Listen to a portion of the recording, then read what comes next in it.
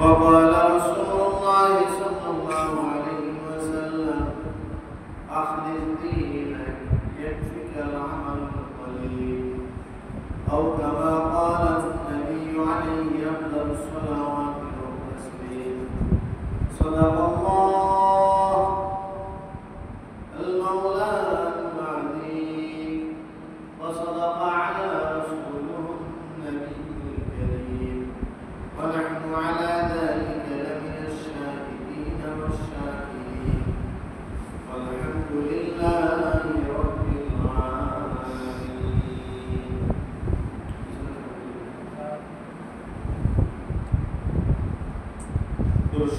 اللهم صل على محمد وعلى آل محمد كما صليت على إبراهيم وعلى آل إبراهيم إنك حميد مجيد. اللهم بارك على محمد وعلى آل محمد كما باركت على إبراهيم وعلى آل إبراهيم إنك حميد مجيد. بلغ العلا بكماله كشف الدجى بجماله أسرت الجميل وأصحابه صلوا عليه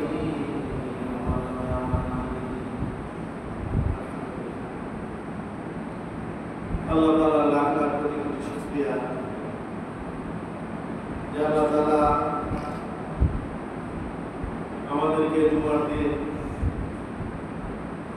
জুমা মসজিদে জুমার নামাজ আদায়ের জন্য এবং তার পূর্বে কিছু দ্বীনি কথা শুনবার জন্য আগে আল্লাহ তৌফিক দান করেছেন। এই জন্য শুকরিয়া আদায় করি আলহামদুলিল্লাহ।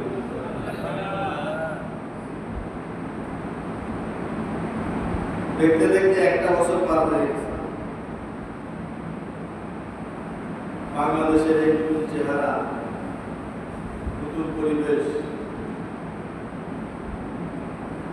আবার সামনের এক বছরে যে বাংলাদেশের চেহারা কোন দিকে যাবে, পরিবেশ কোন দিকে মোড় নেবে,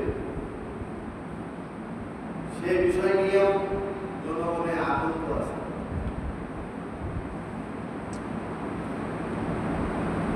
সকলেই আমরা শান্তি চাই, ভালো চাই, কিন্তু কিরকম ভালো চাই যে আমি ভালো হব না আর সবাই ভালো হয়ে যাবে, এটা হলো সবচেয়ে বড় সমস্যা। আমি নামাজ না পড়লে তাতে কি হয়েছে, আর সবাই নামাজ পড়বে। আমি না হয় দুই একটা মিথ্যা কথা বলি, কিন্তু আর কেউ আমার সাথে মিথ্যা কথা বলতে পারবে না। আমি মানুষকে ধোঁকা দেবো, কিন্তু কেউ আমাকে ধোঁকা দিতে পারবে না। প্রত্যেকটা মানুষ অন্যের কল্যাণ চায়, নিজের কল্যাণটা চায়। অন্যের ভালো চায়, নিজের ভালো চায়। যার কারণে কেউই আমরা ভালো হই না। আর আমরা যদি ভালো না হই, আমরা যদি নিজেকে না বদলাই, তাহলে আমাদের পরিবারও বদলাবে না, আমাদের সমাজও বদলাবে না, আমাদের রাষ্ট্রও বদলাবে না। আমাদের কপালে ঘুরে ফিরে দুঃখই থাকে। এই জন্য দুঃখ যদি ঘুচাইতে চাই, জীবনের, পরিবারের, দেশের পরিবর্তন যদি আনতে চাই, প্রথম শুরু করতে হবে নিজেকে। একে শুরু করতে হবে। আল্লাহ তাআলা তাই বলেন, ইয়া আইয়ুহাল্লাযীনা আমানু, আমার ঈমানদার বান্দারা শোনো, ও আনফুসাকুম, প্রথমে তুমি নিজেকে বাঁচাও, ওয়া আহলিকুম, এরপরে তোমার আহলকে বাঁচাও। প্রত্যেকে না জাহান্নামের আগুন থেকে। জাহান্নামের আগুন থেকে প্রথমে নিজেকে বাঁচাও, এরপরে তোমার আহালকে বাঁচাও।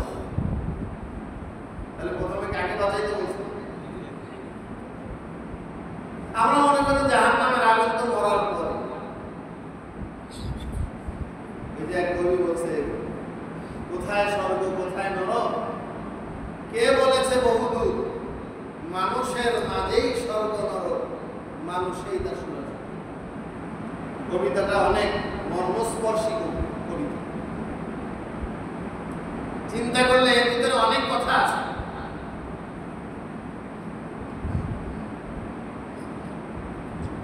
আপনি যদি সত্য কথা বলেন, সত্য পথে চলেন,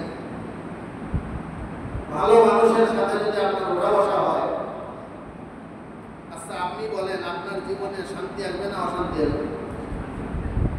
বলেন, শান্তি না অশান্তি? শান্তি আসবে। আপনি যদি ব্যবসা করতে গিয়ে মিথ্যা কথা, ভেজাল দেওয়া, যত রকমের চিটারি, বাটপারি, অন্যায়, অপরাধ আছে সব যদি করেন, আপনার ব্যবসা কয়দিন টিকবে? আর যদি রাসূলের দেখানো পথে, কোরআনের দেখানো পথে, কোরআন হাদিস কি শুধু নামাজ রোজাই শিখিয়েছে না ব্যবসা বাণিজ্য শিখিয়েছে? কথা বলেন। ব্যবসা বাণিজ্যের ফর্মুলা কোরআনে আছে না নাই? আল্লাহ রাসূল বাজারে চলে গেছেন, গিয়ে একটা গমের ডালে, খেজুরের ডালের ভিতরে হাত ঢুকেছে, ভিতরে দেখতেছে ছোট ছোট খেজুর আর উপরে দেখতেছে বড় বড় খেজুর। সঙ্গে সঙ্গে তার ব্যবসা ক্লোজ করে দিয়েছে। বলছেন মান দাশানা ফালাইসা মিন্না, যে আমার উম্মতকে ধোঁকা দেয় সে আমার উম্মতের অন্তর্ভুক্ত নয়। তুমি তো মুসলমানই না, তুমি মুসলমানের সমাজে ব্যবসা করবে। আগে মসজিদে যাও, ইমান ইসলাম শেখো, ব্যবসা বাণিজ্য কিভাবে সততার সাথে করতে হয় সেটা শেখো, তারপরে এসে বাজারে দোকান করো।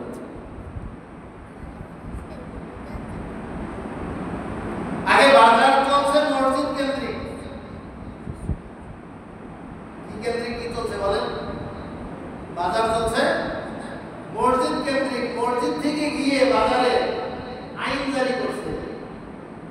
এখন চলে মসজিদ, চলে বাজার কেন্দ্রিক। বাজারে যার দোকান করো সে মসজিদের ইমাম সাহেবের বেতন দেয়। এই জন্য সে যদি সুদের ব্যবসা আর ঘুষের ব্যবসা আর ভেজাল ব্যবসা করে, ইমাম সাহেব সেটা বলতে পারবে না, বলবে চাকরি দেবে। তাহলে রাসূলের জামানায় বাজার চলছে কি কেন্দ্রিক বলেন? মসজিদ কেন্দ্রিক। মসজিদ থেকে গিয়ে ব্যবসা বাণিজ্যের ফর্মুলা বলে মানুষকে সৎ ব্যবসা করার জন্য, মানুষকে সৎ পথে চলার জন্য, মানুষকে সুন্দর সমাজ করার জন্য মসজিদ থেকে লিড দেওয়া হয়েছে। এটাই খেলাফত আলা মিনহাজিন নবুওয়া, নবুয়তের তরিকায় রাষ্ট্র পরিচালনার ব্যবস্থা। আর এখন চলে কি? মসজিদ চলে বাজার কেন্দ্রিক। হুজুর কোরআন হাদিসের সবকিছু জানা সত্ত্বেও চাকরির ভয়ে, অপমান অপদস্থ হওয়ার ভয়ে অনেক সত্য কথা তারা বলতে পারে না। যদি কেউ বলে ফেলে তাহলে আর তার চাকরি টিকে থাকে না, অথবা তাকে যে কোনো ভাবে তার বিরুদ্ধে লোক লাগায়া তাকে কিভাবে এলাকা থেকে মাইনাস করা যায় সেই ফিকিরে।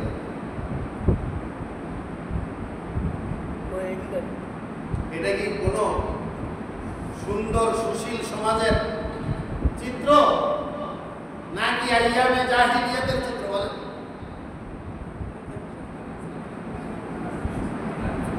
তো দেশে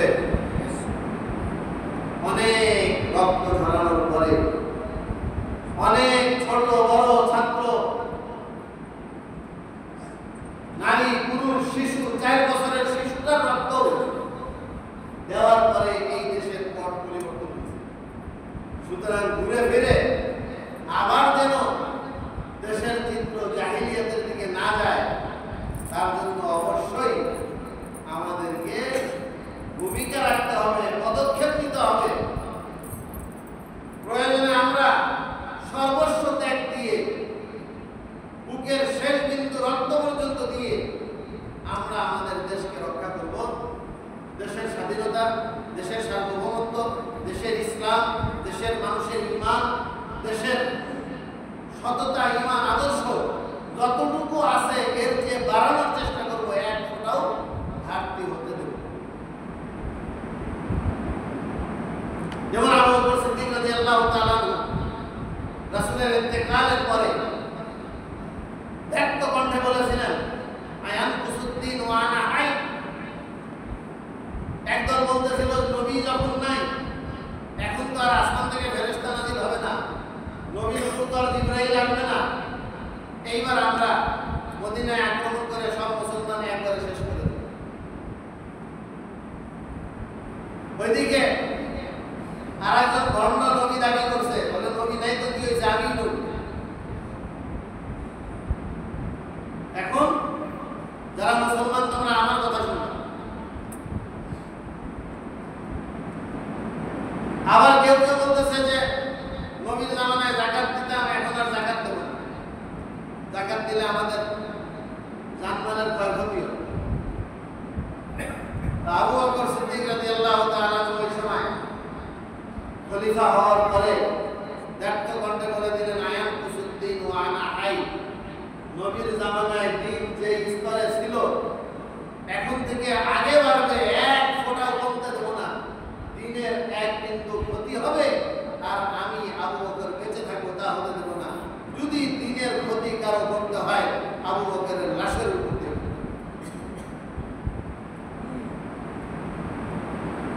এখান থেকে পরিপূর্ণ ঈমানদারের বক্তব্য কেমন হওয়া উচিত, চিন্তা চেতনা পদক্ষেপ স্টেপ কেমন হওয়া উচিত, আবু বকর সিদ্দিক রাদিয়াল্লাহু তাআলা এই বক্তব্য থেকে তা কিন্তু আমাদের সামনে পরিষ্কার। এতদিন পর্যন্ত আলেম ওলামাদের উপর জুলুম নির্যাতন চলেছে, তাদেরকে ধরে ধরে ফাঁসি দেওয়া হয়েছে, জেল জুলুমের শিকার করা, নির্যাতন করা হয়েছে, রিমান্ডে নিয়ে অত্যাচার করা হয়েছে। সেই পিরিয়ড শেষ হয়ে গেছে, 1 বছর হয়ে গেল। গত 5ই আগস্টে 1 বছর পূর্ণ হয়েছে, আজকে 8ই আগস্ট, 3 দিন হয়ে গেছে, 1 বছর 3 দিন। সামনে নির্বাচন হবে, ঘোষণা হয়ে গেছে। এখন আমাদের সজাগ থাকতে হবে, সচেতন থাকতে হবে। হুজুগে বাঙ্গাল হইলে চলবে না, বিবেক বিবেচনা করে ঠিক করে কোন পথে আমরা হাঁটবো এবং কোন পথে আমার সমাজকে আমরা পরিচালনা করব, সেটা আমাদের কোরআন থেকে ফর্মুলা। যা হয় হবে, আমি তো এর বাইরে যেতে পারবো না, এইটা করা যাবে। ওই মক্কার কাফেররাও বলে মুহাম্মাদের কথা তো ভালো লাগে, কিন্তু আগের থেকেই তো আবু জাহেলের দলে, আবু সুফিয়ানের দলে আমরা দলভুক্ত। এই দল ত্যাগ করে তো এই মুহাম্মাদের মুসলিমেও কয়েকজন নিয়ে এসে চলতেছে, তার পাশে দাঁড়ানো হয়। এই চিন্তা মক্কার কাফেরদের থাকার কারণে, মক্কার সাধারণ জনগোষ্ঠীর থাকার কারণে তারা কিন্তু রাসূলকে সত্য জানা সত্ত্বেও, রাসূলকে ভালো জানা সত্ত্বেও, রাসূলকে আল আমিন জানা সত্ত্বেও রাসূলের পথে আসতে পারে। ভালো মতো কথাটা মাথায় প্রবেশ করানোর চেষ্টা করে। আজকেও আমরা কেমন যেন সকলেই বুঝতেছি কোরআনের পক্ষে থাকা দরকার, সকলেই বুঝতেছি ইসলামের পক্ষে থাকা দরকার, সকলেই বুঝতেছি যে ইসলামই একমাত্র শান্তি দিতে পারে, কিন্তু ভোট দেওয়ার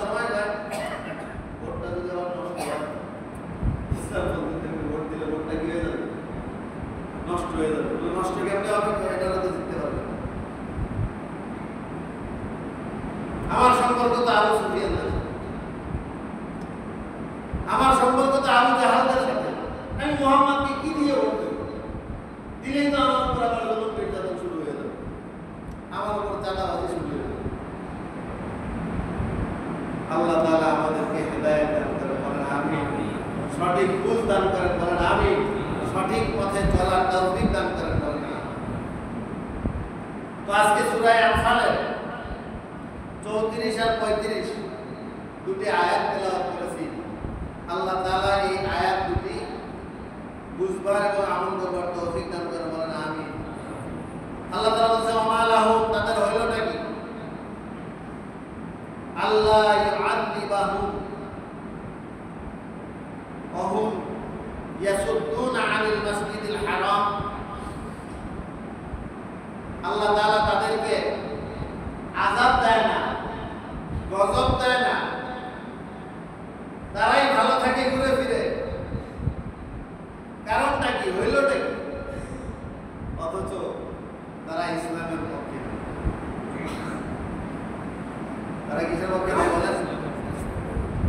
এই প্রশ্ন আমাদেরও, ঠিক কিনা বলেন? যে ঘুরে ফিরে যারা ইসলাম বাদ দিয়ে চলে তারাই সমাজে বারবার ভালো থাকে। হইলটা কি? আল্লাহ তাআলা তো তাদেরকে শাস্তি দেয়।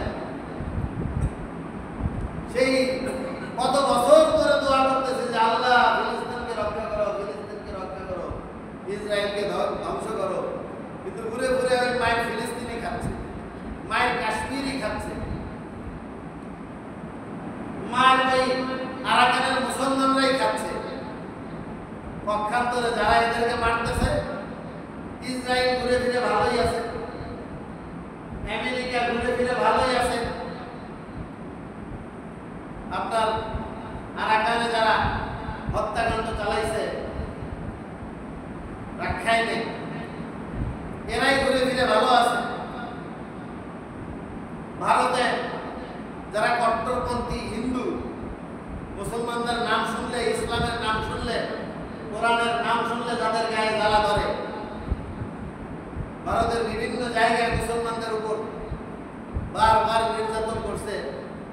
গুজরাটে, কাশ্মীরে নারীদেরকে অবাধে ধর্ষণ করছে, নির্যাতন করছে। ঘুরে ফিরে তো তারাই ভালো। এই প্রশ্ন আমাদের আসে না? আল্লাহ তাআলা সেটাই বলছে, ওয়া মা লাহুম, তাদের হইল না।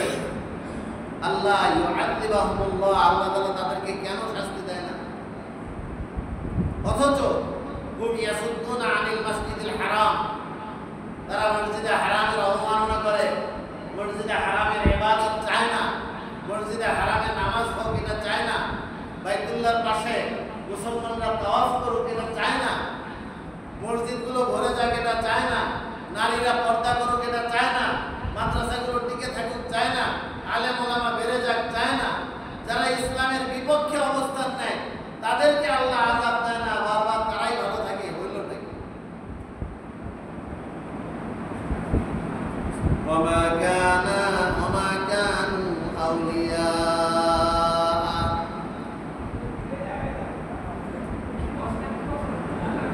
আমরা তো জানি যারা আল্লাহর বন্ধু তারাই ভালো থাকবে, যারা আল্লাহর পক্ষে কাজ করবে তারাই ভালো থাকবে, যারা আল্লাহর পথে চলবে তারাই ভালো থাকবে।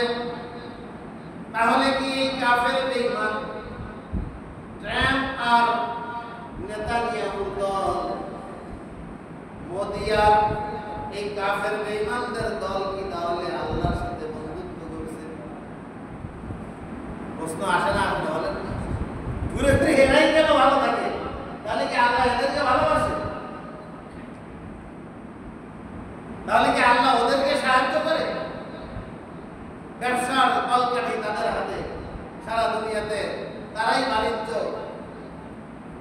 করতেছে, অস্ত্রের কলকাঠি তাদের হাতে, সারা দুনিয়াতে অস্ত্র এবং অস্ত্র যারা চালায়, অস্ত্রের ব্যবসা যারা করে, তাদের নিয়ন্ত্রণও এই আল্লাহর দুশমনরাই করতেছে। তা আমরা বলতেছি আল্লাহর দুশমন, আসলে কি তারা আল্লাহর বন্ধু হয়ে গেল? তাই বলতেছে ওয়া মা লাহুম, তাদের হইলটা কি? তাদেরকে কেন আল্লাহ আযাব দেয় না? এবং অথচ তারা ইসলামের বিপক্ষে অবস্থান নেয়। তারা তো আল্লাহর বন্ধুও নয়। ইন আউলিয়াউ ইল্লাল মুত্তাকুন। প্রকৃতপক্ষে আল্লাহর বন্ধু কারা? আল্লাহর বন্ধু তো তারাই কেবল যারা কিনা আল্লাহকে ভয় করে চলে, মুত্তাকি। আল্লাহর বন্ধু কারা বলেন? যারা মুত্তাকি। গরিব হওয়া, ধনী হওয়া, শাসক হওয়া, প্রজা হওয়া, এইটা নির্ভর করে না। আপনি যদি একজন রিকশাওয়ালাও হন, আল্লাহর ভয় যদি আপনার থাকে, তাহলে আপনি আল্লাহর বন্ধু। আবার আপনি যদি একজন পৃথিবীর সবচেয়ে বড় রাষ্ট্রের রাষ্ট্রপতিও হন, আর সেই অবস্থানে থেকে যদি আল্লাহকে ভয় করে আল্লাহর হুকুম মেনে চলেন, তাহলে আপনিও আল্লাহর বন্ধু। আল্লাহর বন্ধু হওয়ার জন্য টাকা বেশি থাকা লাগবে, পয়সা বেশি থাকা লাগবে, পদ মর্যাদা লাগবে, অনেক শিক্ষায় শিক্ষিত হওয়া লাগবে। না, এগুলোর কোনোটাই লাগবে না। আল্লাহর বন্ধু হওয়ার জন্য কেবল দুটি জিনিস লাগবে। একটি হলো আল্লাহর ভয়ে আল্লাহর নিষিদ্ধ সকল কাজ ত্যাগ করা লাগবে। দ্বিতীয় হলো আল্লাহর উপর আস্থা বিশ্বাস রেখে আল্লাহর হুকুম মেনে আল্লাহর কাছ থেকে সবকিছু চায় না। গায়রুল্লাহর কাছে কোনো কিছু চাওয়াও যাবে না, আশাও করা যাবে না।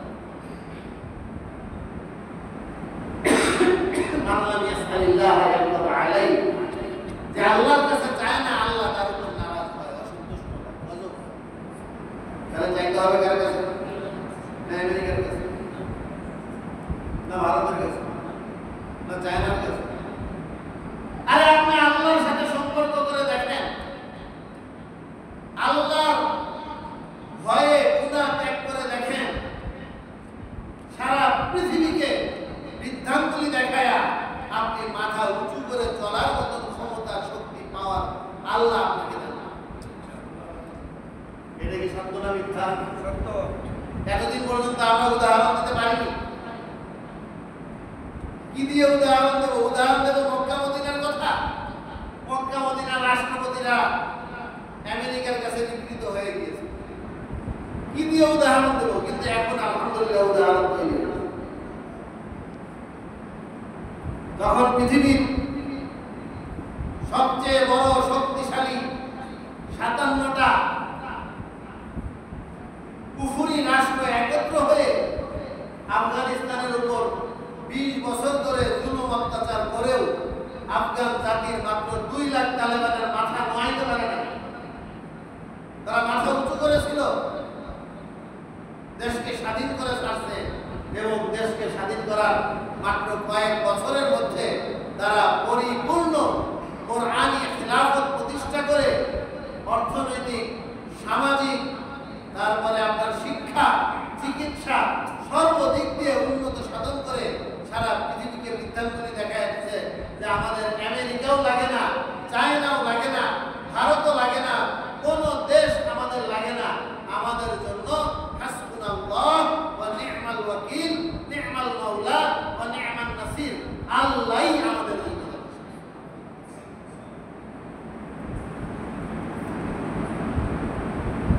আমাদের জন্য কে যথেষ্ট বলেন? আরো জোরে বলেন আল্লাহ। আল্লাহ খুশি হয় মতো আরো জোরে বলেন আল্লাহ। আমাদের জন্য কে যথেষ্ট? আল্লাহ। সুতরাং যে আমেরিকার উপর ট্যাক্স লাগায় চলে, তার কাছেও ধর্ণা দেওয়া যাবে না। যে ভারতের উপর ট্যাক্স লাগায় চলে, তার কাছেও ধর্ণা দেওয়া যাবে না।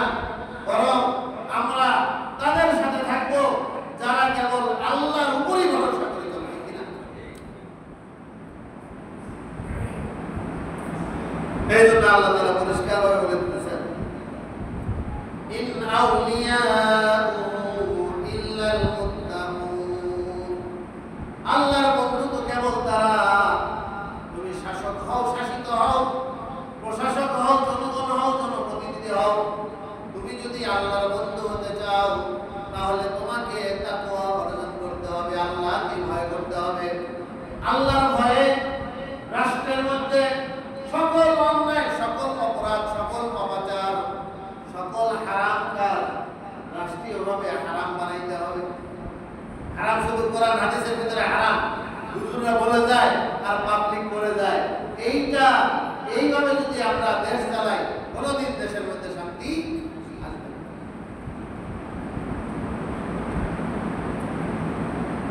প্রত্যেক জুমার দিন খুতবার ভিতরে একটা আরবি শব্দ আপনারা শুনতে শুনতে অনেকের মুখস্থ হয়ে গেছে। সেটা কি? আস-সুলতানু যিল্লুল্লাহি ফিল আরদ। এই শব্দটা আপনারা কি শুনছেন নাকি? আস-সুলতানু যিল্লুল্লাহি ফিল আরদ, মান আহানা সুলতানাল্লাহি ফিল আরদ আহানাহুল্লাহ। আজকে বলবো, খুতবার ভিতরে দেখবেন, খেয়াল করুন। এর মানে কি? এর মানে হলো সুলতান মানে হলো ওই বাদশা যে আল্লাহর উপর ভরসা করে রাষ্ট্র চালায়, আল্লাহকে ভয় করে রাষ্ট্র চালায়, আল্লাহর বিধান রাষ্ট্রে বাস্তবায়ন করে রাষ্ট্র চালায়, তাকে বলা হয় সুলতান। তাকে কি বলা হয় বলেন? এর মানে স্বৈরাচারী বাদশাকে সুলতান বলা যাবে না, অত্যাচারী বাদশাকে সুলতান বলা যাবে না। যেই বাদশা অর্থনৈতিক সমৃদ্ধির কারণে অথবা অস্ত্রের বলের কারণে রাষ্ট্রের ভিতরে তার কোনো বিরোধিতা নেই এবং রাষ্ট্রের ভিতরে তার কোনো অভাবও নেই, তাকেও সুলতান বলা যাবে না। এরকম রাষ্ট্র পৃথিবীতে অনেক জায়গায় আছে। ইউরোপের ভিতরে, আমেরিকার ভিতরে ছোট ছোট অনেক রাষ্ট্র আছে যেখানে কোনো অভাব অনটন নেই, কোনো দুঃখ দুর্দশা নেই। তাই জন্য কি ওই দেশের রাষ্ট্রপতিরা সুলতান হবে? কেন হবে না? কেননা তারা আল্লাহর বিধান তাদের রাষ্ট্রে বাস্তবায়ন করে নাই, বরং তারা আল্লাহর বিধানের বিরোধিতামূলক সকল আইন তারা বাস্তবায়ন করে। তাদের দেশে পুরুষে পুরুষে বিয়ে করা যায়, আছে না নাই? পৃথিবীতে এরকম দেশ আছে না? বিয়ে ছাড়াই নারী পুরুষ একসাথে থাকতে পারবে, রাষ্ট্রীয়ভাবে তাদের কোনো কিছু বলাও যাবে না, বললে আপনি অপরাধী হবেন। আছে না না এরকম রাষ্ট্র? এই আইনগুলো কি আল্লাহর আইনের পক্ষে না বিপক্ষে? সুতরাং এই যে রাষ্ট্রগুলো যদি শান্তিতে ভেসেও যায়, তারপরে অশান্তি, তার কারণ হলো যদিও আমরা দেখতেছি তাদের মধ্যে শান্তি আছে, আসলে শান্তি কেন? তাদের যৌন ক্ষুধা পারিবারিকভাবে না মিটিয়ে বাজারের মধ্যে মেটানোর কারণে তাদের পারিবারিক অবকাঠামো দুর্বল। এই জন্য কোনো সন্তানকে স্কুলে ভর্তি করানোর সময় মায়ের নাম বলতে হয়, বাবার নাম বলতে পারে না। আছে না বলেন? তাহলে বাবার নামে যদি না জানে, চাচা আছে তাদের, চাচা শব্দ তাদের নেই, বাবার সমতুল্য যারা সবাই আঙ্কেল। কেন? তার বাবা যে কে সে জানা তো দূরের কথা, তার মাও জানে। আছে না নাই বলেন? সুতরাং পারিবারিক অবকাঠামো নেই। এই মানুষগুলো যখন বৃদ্ধ বয়সে পরিণত হয় তখন তার আশেপাশে কেউ থাকে না, ফলে কেউ মারা গিয়ে ঘরের ভিতরে পচে গলে দুর্গন্ধ বের হয়। এরপর পরিচ্ছন্ন কর্মীরা এসে তার সৎকার করে, তাকে দাফন করে। আবার কেউ চিন্তা করে যে আমার পরিণতি যেন এরকম না হয়, এই জন্য আমাকে সুইসাইডের পদক্ষেপ নিতে হবে। এই জন্য রাষ্ট্রীয়ভাবে ওই দেশগুলোতে সুইসাইডের সিস্টেম আছে, আছে না নাই? এবং সেই সুইসাইড স্কোয়াডে গিয়ে আপনি কিভাবে সুইসাইড করবেন? পাহাড় থেকে লাফিয়ে পড়বেন, নাকি সমুদ্রে ঝাঁপিয়ে পড়বেন, না গুলি দিয়ে, না ছুরি ঢুকায়া, আপনি যেভাবে চাইবেন সেভাবেই সুইসাইডের ব্যবস্থা করবেন। এগুলো কি শান্তির কোনো ফর্মুলা বলে? এই ফর্মুলা কেন তৈরি হয়েছে? আল্লাহর আইন না থাকার কারণে। কিসের আইন না থাকার কারণে বলেন? আল্লাহর আইন না থাকার কারণে ওই দেশগুলোতে অর্থের অভাব নেই, সম্পদের অভাব নেই, খাদ্যের অভাব নেই, পরিষ্কার পরিচ্ছন্ন। আপনি রাস্তার ভিতরে চলবেন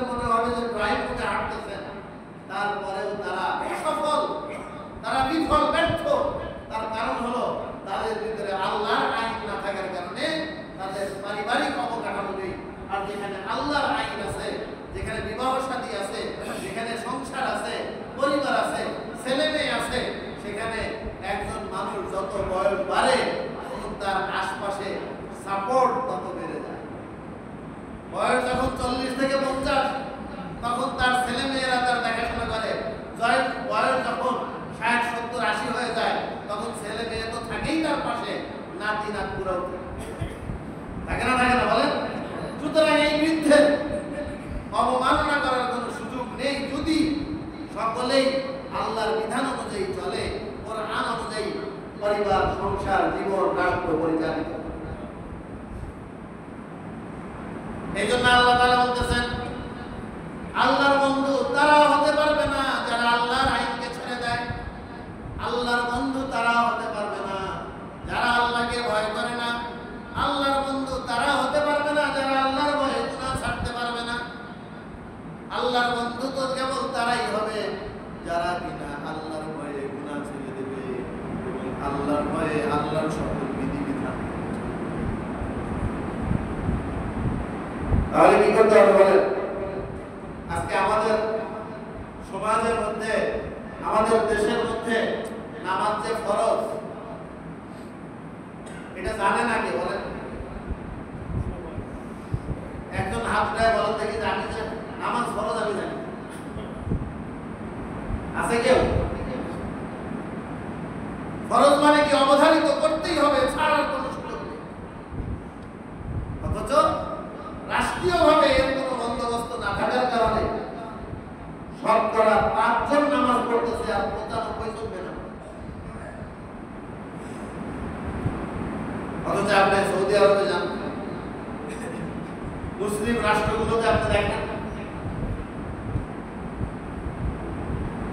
আমি তো ইয়েমেনে গিয়েছিলাম 4 মাস, সেখানে দেখেছি ছোট ছোট মসজিদ, যেগুলো পাঞ্জেখানা মসজিদ, যেখানে কি হয় না, জুমার নামাজ হয় না, 100, 150, 200 মানুষ নামাজ পড়ে। সেই মসজিদগুলো অন্য জামাতের কথা তো দূরে থাক, ফজরের নামাজের সময়ও মসজিদ ভরে যায়। ইমাম সাহেবের বেতন কত? তো তাদের রিয়াল অনুযায়ী যেটা বললো, বাংলাদেশের হিসাব করলে প্রায় 60,000 টাকা। কত হাজার টাকা? মসজিদে কোনো দান বাক্সও নেই, আর চাঁদার ব্যবস্থা নেই। কোথেকে দেয় বলেন? সরকার দেয়। কোথেকে দেয়? সরকার যদি কোটি কোটি টাকা প্রাইমারি স্কুলে দিতে পারে, হাই স্কুলে দিতে পারে, ইউনিভার্সিটিতে দিতে পারে, কোটি কোটি টাকার সাইনবোর্ড তুলতে পারে, মূর্তি বানাইতে পারে, এতদিন পর্যন্ত এক পক্ষের মূর্তি ছিল, আবার ভিন্ন পক্ষ যদি সরকার হয় তখন আর এক পক্ষের মূর্তি তৈরি হবে। কোটি কোটি টাকা মূর্তির পিছনে যদি লাগাইতে পারে, মসজিদে ইমাম সাহেবের বেতন দিতে পারে না, তাহলে এই রাষ্ট্রের ভিতরে বরকত আসবে কোথেকে বলেন? হুজুর দোয়া করেন, হুজুর সকালবেলা না খায় কিন্তু আইছে, কেউ খবর নেই। বিকেলে বাজার করবে যে পকেটে টাকা নেই, কেউ খবর নেয় না। হুজুর দোয়া করেন, হুজুর তো একবারে আপনারে জাহান্নাম থেকে ঢুকায় বাইরে করে জান্নাতে ঢুকায় দিতেছে, আর আপনার বাপ দাদা 14 গোষ্ঠীরে জাহান্নাম থেকে বাইরে করে জান্নাতে ঢুকাই দিতেছে। অথচ তার বেতন 3,000, 3 মাস বাকি, বাজার করলো কিনা কেউ কোনোদিন জিজ্ঞেস করে? জিজ্ঞেস করবে কি? ফজরের সময় মুসল্লি হয় 3 জন, ফজরের সময় মুসল্লি হয় 3 জন। এই যদি হয় মুসলমানদের ইসলামের হালত, এই যদি হয় মুসলমানদের ঈমানের হালত, তাহলে আমাদের কপালে শান্তি কিভাবে আসবে?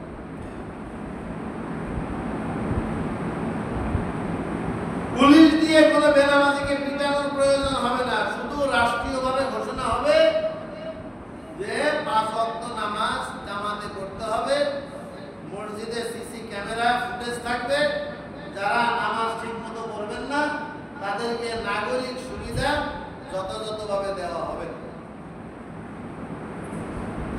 কেন? আপনি মুসলিম দেশের মুসলিম নাগরিক, আপনাকে নামাজ পড়তে হবে, এই দায়িত্বটুকুই আপনি বুঝতেছেন না, আপনি রাষ্ট্রীয় দায়িত্ব কিভাবে পালন করবেন? শেখ সাদি রহমতুল্লাহ আলাইহি বলেছেন, ওয়া মশমদে আগে বে নামাজ গরজে দেহানস সিফাকা বাজা তু ফরজে খোদা নবী গুজারত আজ গরজে তু হি জানা নাদারত। ওই ব্যক্তির সাথে তুই লেনদেন করিস না, ওই ব্যক্তিকে তুই কর্জ দিস না, বাকি দিস না, যে নামাজ পড়ে না। কেন? ও আল্লাহর হকটাই আদায় করতেছে না, তোর হক থেকে আদায়।